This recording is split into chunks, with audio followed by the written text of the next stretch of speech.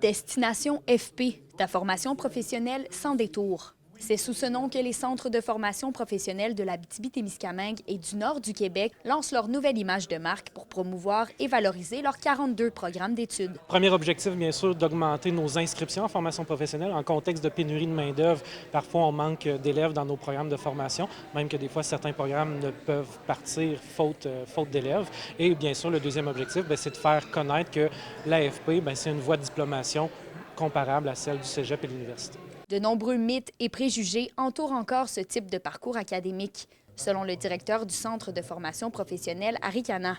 Il estime pourtant que l'offre de cours s'est diversifiée à travers les années et qu'elle répond davantage aux besoins actuels des étudiants et des entreprises. La formation professionnelle se renouvelle constamment. Les enseignants se tiennent à la fine pointe et on travaille de plus en plus près des industries. On vise aussi beaucoup les parents, parce que les parents sont importants dans le choix des élèves.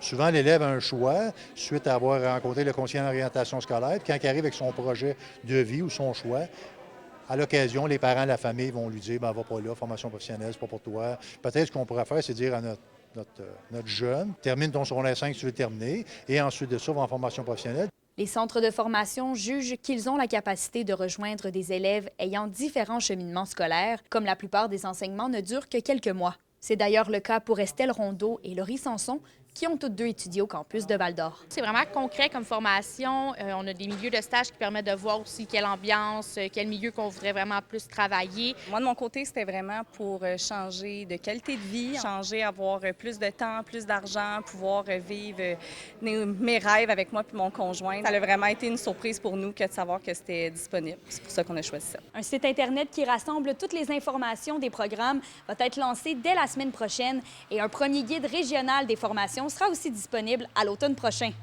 Kémilia La Liberté, RNC Nouvelles, à Val-d'Or.